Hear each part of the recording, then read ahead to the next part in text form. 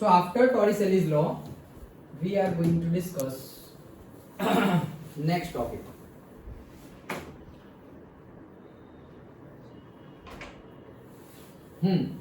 That is viscosity. क्या discuss कर रहे हैं हम? विस्कोसिटी.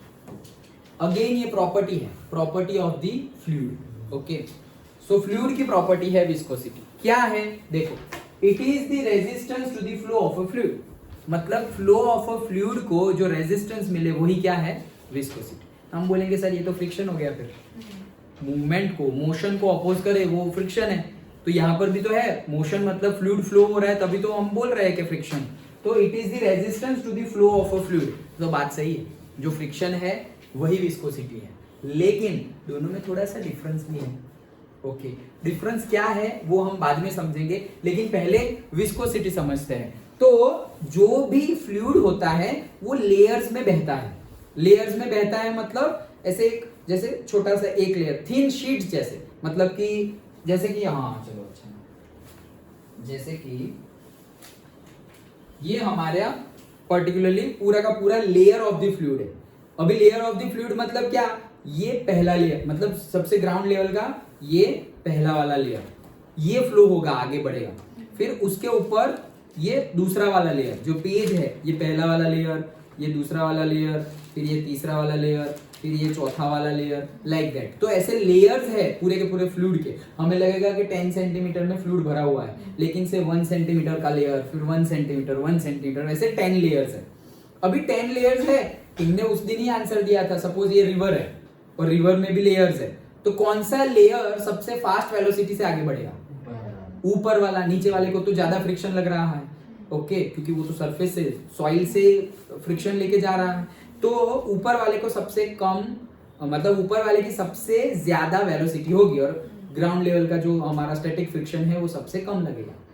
डन. ओके, तो ऊपर वाला जो लेयर है वो सबसे फास्ट जा रहा है, बात तो सही है. लेकिन ये जो ऊपर वाला लेयर है उसको भी एक लेयर रेजिस्टेंस ऑफर करता है. कौन सा? उसके जस्ट नीचे वाला.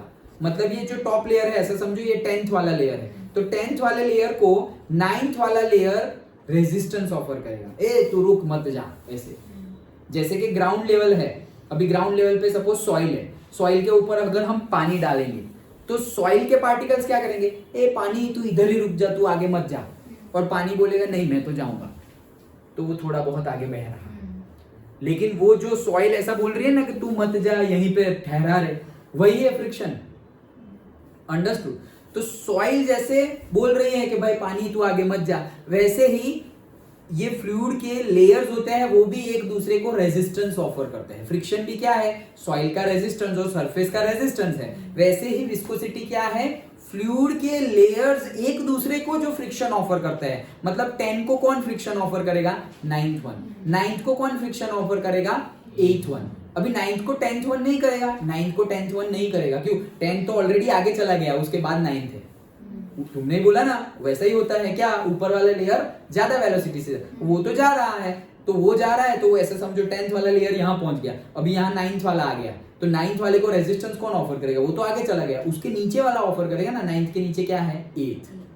अंडरस्टूड? फिर 9th वाला यहाँ जाएगा, तब तक तो 10th वाला यहाँ चला गया होगा. अंडरस्टूड?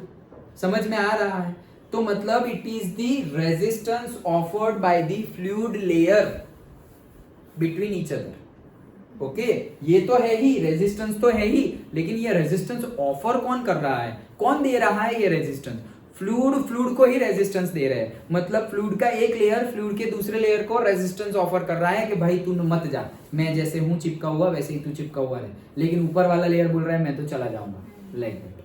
अंडरस्टूड? समझ में आ गया? Okay, so it is the resistance to the flow of a fluid. Done. अब ये रेजिस्टेंस सारे फ्लूइड के लिए डिफरेंट डिफरेंट होती है. मतलब अगर मेरे पास पूरा का पूरा पानी है, पानी वाटर भरा हुआ है, तो वाटर के सपोज 10 लेयर्स है, तो वाटर का सपोज 9th वाला लेयर वाटर के 10th वाले लेयर को जो रेजिस्टेंस ऑफर करेगा उसकी कंपैरिजन में कर रहा हूं. हनी ले लिया, और हनी के भी 10 लेयर्स है, तो हनी का 9th वाला लेयर हनी के 10th वाले लेयर को जो रेजिस्टेंस ऑफर करेगा, तुम्हें क्या लगता है कौन सा रेजिस्टेंस ज्यादा होगा? ये वाला 10th वाला मतलब 9th वाला जो रेजिस्टेंस ऑफर कर रहा है 10th वाले को हनी वाला, या 9th वाला जो 10th वाले को रेजिस्टेंस ऑफर कर रहा है वाटर वाला, कौन सा रेजिस्टेंस ज्यादा होगा? हनी वाला। ऑब्वियस है। ओके वो ज्यादा रेजिस्ट, वो तो ऐसे ही पता चल जाएगा ना, ऐसे यहाँ से तुम पानी डालोगे और यहाँ से हनी डालोगे, पानी ज्यादा जाएगा और हनी तो थोड़ा ही दूर जाएगा अगर सेम वेलोसिटी से डाल रहे हो तो। डन, सिंपल है। तो यही है विस्कोसिटी। तो विस्कोसिटी किसकी प्रॉपर्टी हो गई? Viscosity is the property of the fluid, क्योंकि डिफरेंट फ्लूइड लिया तो विस्कोसिटी डिफरेंट हो गई। अंडरस्टूड? अगर तुमने वाटर लिया तो विस्कोसिटी अलग हो गई। सरफेस सेम है दोनों के लिए, सरफेस ग्राउंड सरफेस सेम है जिसपे वो फ्लो कर रहे हैं।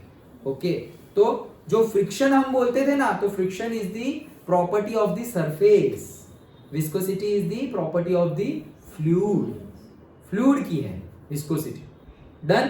तो डिफरेंट डिफरेंट फ्लूइड लेंगे तो डिफरेंट डिफरेंट फ्लूइड की विस्कोसिटी भी डिफरेंट डिफरेंट होगी। समझ में आ गया? अच्छा, तो पानी की विस्कोसिटी कम और हनी की विस्कोसिटी ज्यादा, ऐसा ही होगा ना? करेक्ट है, ऐसा ही होगा। तो देखो जैसे कि ये हनी है, हनी का ये फर्स्ट वाला लेयर है, उसको तो ग्राउंड लेवल फ्रिक्शन ऑफर कर रहा है, वो तो सबसे ज्यादा फ्रिक्शन होगा। तो ग्राउंड वाला जो ग्राउंड वाले लेयर पर, मतलब ग्राउंड के ऊपर जो first layer of the Honey है, वो भाई साहब तो बोलेंगे यार मुझे भी कोई ले जाओ, ये ग्राउंड तो मुझे ले ही नहीं जाने दे रहा, आगे ही नहीं बढ़ने दे रहा, ग्राउंड तो उसको पकड़ के रखेगा। अच्छा, लेकिन ये जो सेकंड वाला लेयर है वो तो ग्राउंड से दूर है, लेकिन ये बोलेगा भाई मैं नहीं जा रहा, तू भी मत जा, तू भी इधर ही रहे। ओके तो ये फर्स्ट वाला लेयर सेकंड वाले लेयर को आगे बढ़ने से रोकेगा। तो वो जो रोकेगा मतलब खींचेगा, मतलब रेजिस्टेंस ऑफर करेगा, ये रेजिस्टेंस को ही बोलते हैं हम क्या? विस्कोसिटी। डन, पक्का? ओके हाँ, तो ये रहा हमारा एग्जांपल से वाटर और हनी का। ओके जैसे कि, और इसी को ये भाई ये सब किसने ऑब्जर्व किया था? वही सेम न्यूटन। ओके सो इसी को बोलते हैं Newton's law of viscosity. Okay तो Newton's law of viscosity now we are going to discuss. तो क्या है ये विस्कोसिटी? तो हम समझ लिए अभी विस्कोसिटी है, लेकिन विस्कोसिटी है क्यों? डिफरेंट फ्लूइड की विस्कोसिटी डिफरेंट होती है, लेकिन ये विस्कोसिटी है क्यों? तो ये भी पूछ ले, why there is a viscosity of the fluid. Okay अच्छा चलो पहले मैं एक क्वेश्चन पूछूं, क्या एयर की विस्कोसिटी होगी? होगी? नहीं होगी।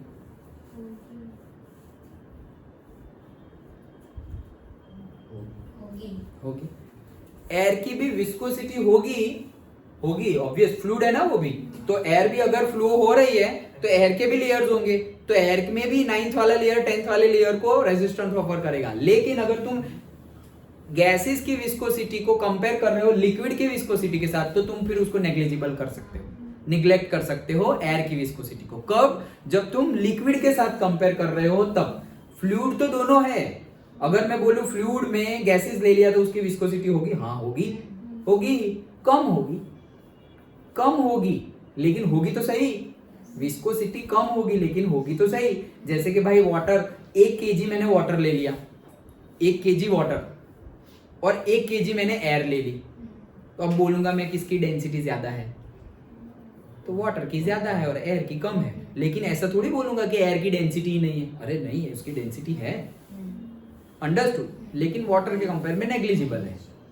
सिंपल। ओके तो एयर की भी डेंसिटी होगी। अच्छा अब ये विस्कोसिटी है क्यों? So reason of viscosity is cohesive forces between the molecules of the fluid. ये क्या बात है? ये कुछ भी नहीं, एक फोर्स का नाम है कोहेसिव फोर्स। कोहेसिव फोर्स मतलब क्या?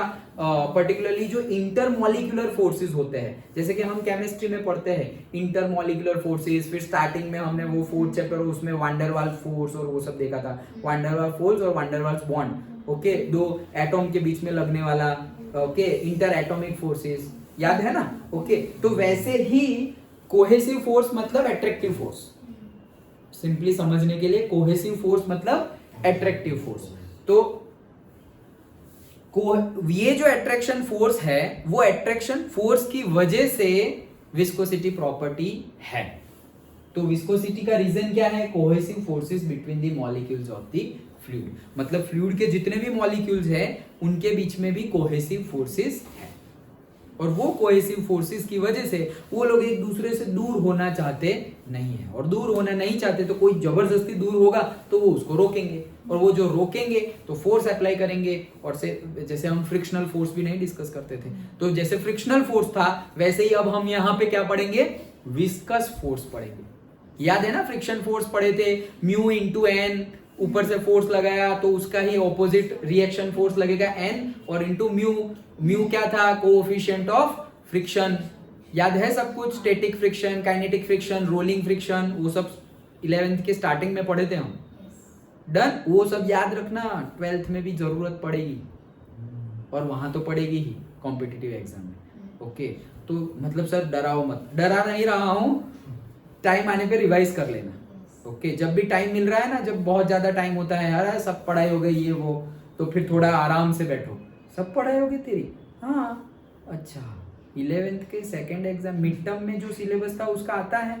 नहीं यार, वो तो भूल गए। अच्छा, स्टार्टिंग वाला आता है, वो तो एकदम ही भूल गए। हाँ, तो वो रिवाइज करने बैठो, लाइक दैट। खुद को वो याद दिलाओ, सब कुछ आता है, वो अभी अभी का आता है, लेकिन स्टार्टिंग का भूल गए हैं, तो उसको रिवाइज करो। इसीलिए मैंने बताया था कि टाइम टेबल भी बनाओ तो रिवीजन का पर्टिकुलरली डे होना चाहिए वीक में, मतलब महीने में 4 दिन तो तुम 4 डेज, पूरे मंथ में 4 डेज, 4 टाइम्स तुम सिर्फ रिवीजन कर रहे हो, और फिर 26 डेज में से कुछ भी कर रहे हो, और उसमें भी अगर तुमने खुद ब खुद अपना हॉलीडे निकाल लिया तो 26 में से भी कम हो जाएंगे। ओके, तो वो नहीं करना है अभी, भले चाहे कुछ भी करो, 12th में वैसा नहीं करना है। अच्छा चलो, तो रीजन पता चल गया।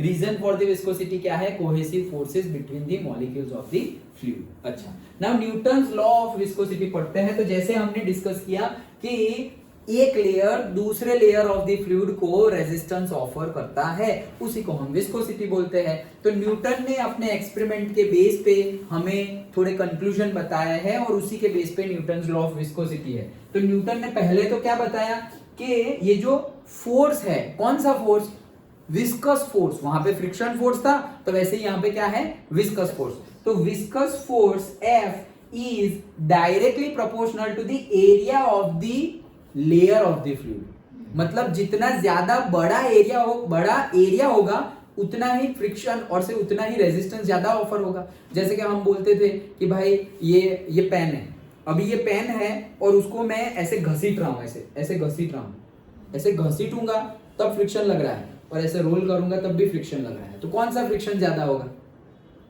फ्रिक्शन कब ज्यादा लगेगा, घसीटने वाला फ्रिक्शन ज्यादा होगा, क्योंकि घसीट रहे हैं तब ये सारी की सारी सरफेसेस कांटेक्ट में है, और रोल कर रहे हैं तो अभी वो कांटेक्ट में है, और फिर अभी चली गई, फिर दूसरी आ गई, फिर दूसरी आ गई, फिर दूसरी आ गई, लाइक दैट। अंडरस्टूड, समझ में आया? जैसे कि वही सारी चीज है क्या, कि जैसे फ्रिक्शन में समझते थे वैसे ही अभी मेरे पास ये क्यूब है, एक बॉक्स है, एक बॉक्स को मैं ऐसे धक्का मार रहा हूं, तो बॉक्स को धक्का मार रहा हूं तो फ्रिक्शन लगेगा, ऑब्वियस है।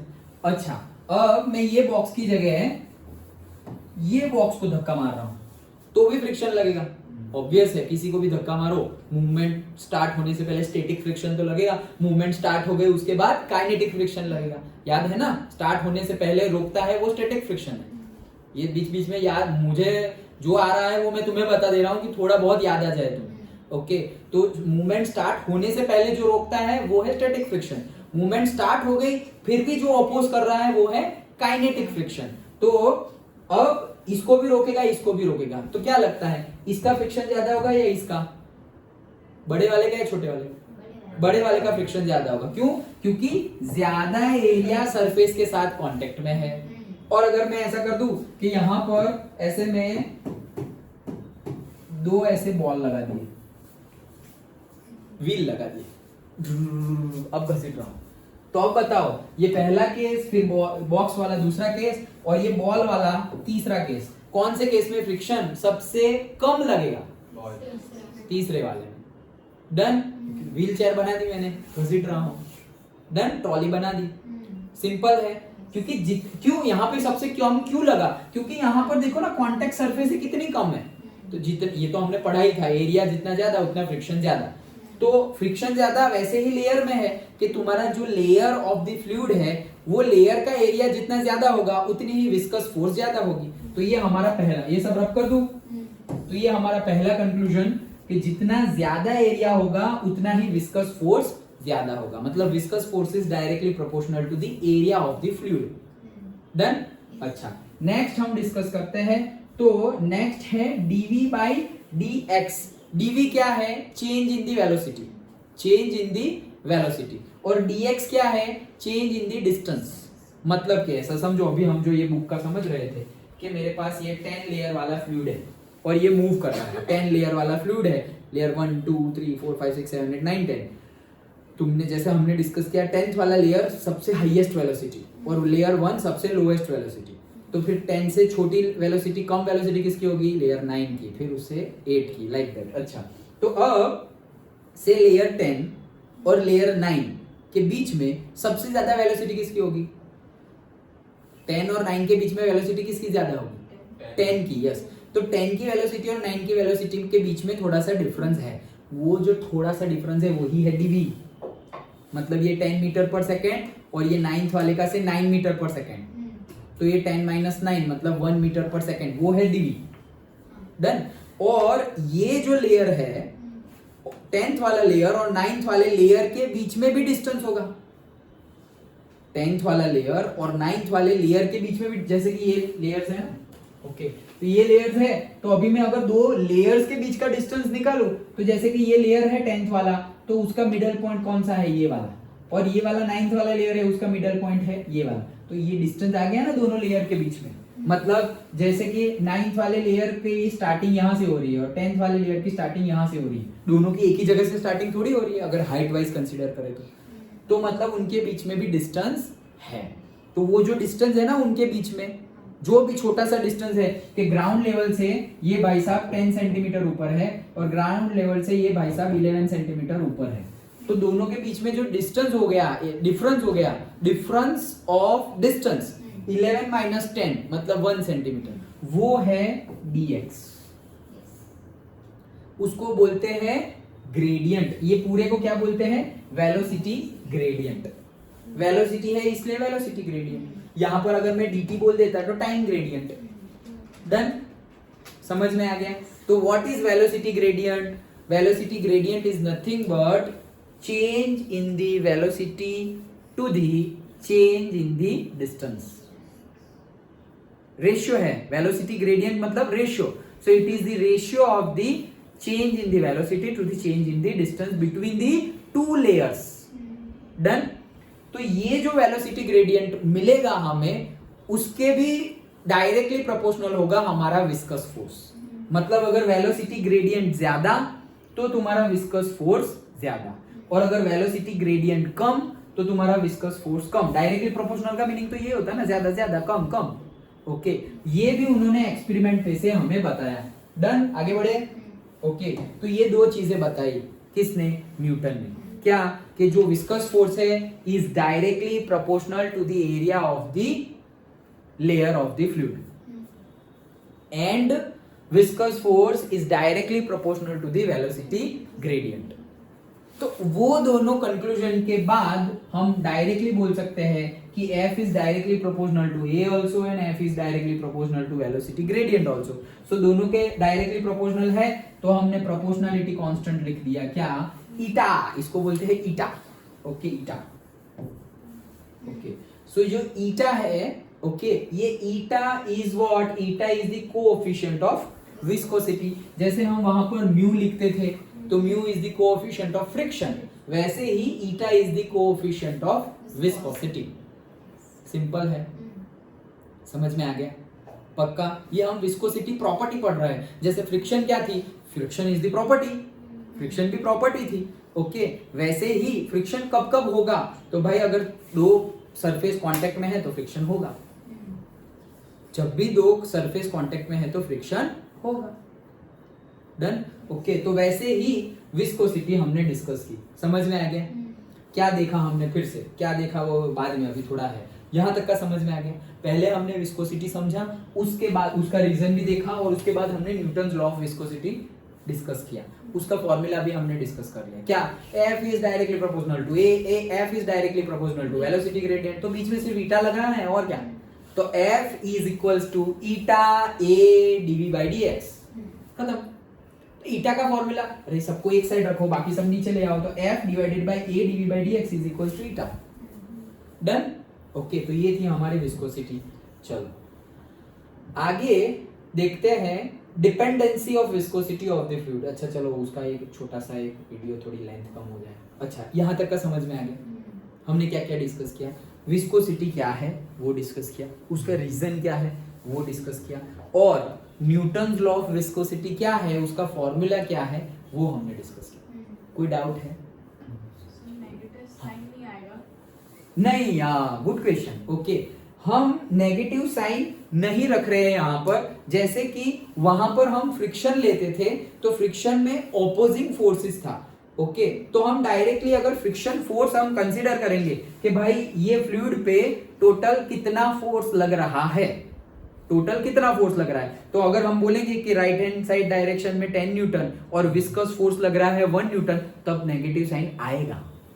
ये तो सिर्फ हम जैसे कि विस्कस फोर्स की ही बात कर रहे हैं, लेकिन जब तुम टोटल फोर्स की, नेट फोर्स की बात करोगे तो नेगेटिव साइन रखना पड़ेगा। मतलब कि ये फ्लूइड है, ये तो ऐसे हमने दिखाया है, लेकिन ये कहां गए पेन, तो यहां पर ऐसे हमारा फ्लूइड है और फ्लूइड में ऐसे लेयर्स है। ओके, तो फ्लूइड में मैं यहां से हाई प्रेशर दे रहा हूं, पंप से भेज रहे हैं, तो यहाँ पे हाई प्रेशर मतलब यहां पर फोर्स लग रहा है। ओके, वहां पे मैंने कोई भी फोर्स लगाया एक्सटर्नल, ये एक्सटर्नल फोर्स है हम लगा रहे हैं, वो है से 10 न्यूटन। ओके, तो 10 न्यूटन फोर्स लगा रहे हैं, तो क्या यहां पर सपोज ये पाइपलाइन ही है बड़ी सी, ये बड़ी सी पाइपलाइन ही है। ओके, और यहां पर दूसरी जगह पर आएगा, तब फोर्स मतलब ये जो फ्लूइड होगा उसके ऊपर अभी भी 10 न्यूटन फोर्स लग रहा होगा क्या, क्योंकि यहां से लगाया तो वो धक्का मारा ना, तो अभी भी लग रहा होगा क्या, नहीं लग रहा होगा। क्यों? कम हो गया होगा। किसने कम किया? यही विस्कस फोर्स ने कम किया। जैसे कि हम मोशन करते थे, एक बार पेडलिंग कर दी साइकिल की और अभी पेडलिंग बंद कर दी, तो क्या चलते ही जाएंगे? चलते ही जाएंगे? नहीं चलते जाएंगे। क्यों? क्योंकि ऑपोजिट डायरेक्शन में फोर्स लग रहा है जिसका नाम है फ्रिक्शन फोर्स। तो वो फ्रिक्शन फोर्स लगता जाएगा, वो माइनस करते करते करते करते जितना अप्लाई किया था, जैसे 10 न्यूटन अप्लाई किया और 1 न्यूटन फ्रिक्शन फोर्स है, सो 10 - 1 थोड़ा आगे बढ़ गया 9 न्यूटन, फिर से 9 - 1 और आगे बढ़ गया 8 न्यूटन, 8 - 1 7, वैसे करते आगे बढ़ गया, और जो पॉइंट पर वहां पर 1 न्यूटन -1 न्यूटन 0 न्यूटन हो गया, मतलब एक्सटर्नल फोर्स खत्म, वहीं पे ऑब्जेक्ट रुक जाएगा, आगे नहीं बढ़ेगा। वैसे ही यहाँ पर जितना हमने फोर्स लगाया है, तो अभी हम अगर बोले कि यहाँ पर नेट फोर्स कितना लग रहा है, तो वो 10 न्यूटन ना होके सपोज 7 न्यूटन लग रहा है, और 3 न्यूटन कहाँ कंज्यूम हो गया? विस्कस फोर्स को ओवरकम करने में कम हो गया। देन तो नेगेटिव साइन लेंगे, कब लेंगे? जब हम टोटल फोर्स कंसीडर कर रहे हो तब लेंगे। ओके, यहां पर तो सिर्फ हम बात कर रहे हैं कि विस्कस फोर्स क्या है, किसके प्रोपोर्शनल है, that's why, otherwise negative sign लेनी पड़ेगी। नेगेटिव साइन कब लेंगे? तुम्हारी सारी डायरेक्शन इस साइड है और एक फोर्स की डायरेक्शन ये है, वो एक फोर्स की डायरेक्शन नेगेटिव ले लो। सारी डायरेक्शन ऊपर की साइड है और एक डायरेक्शन नीचे की साइड है, तो एक डायरेक्शन की ऑपोजिट साइन ले लो। ऊपर वाली सारी पॉजिटिव, नीचे वाली नेगेटिव, उसका उल्टा लोगे ना तो भी आंसर आ जाएगा। ऊपर वाली सारी नेगेटिव और नीचे वाली पॉजिटिव, तो भी आंसर आ जाएगा, तो भी सेम आंसर आ जाएगा। डन? ओके, समझ में आया? तो कंसीडर करेंगे हम जब नेट फोर्स ढूंढेंगे तब नेगेटिव साइन। ओके, तो ये था हमारा viscosity and Newton's law of viscosity. Now उसके ही बेस पे नेक्स्ट कंसेप्ट हम समझते हैं, that is dependency of viscosity of the fluid.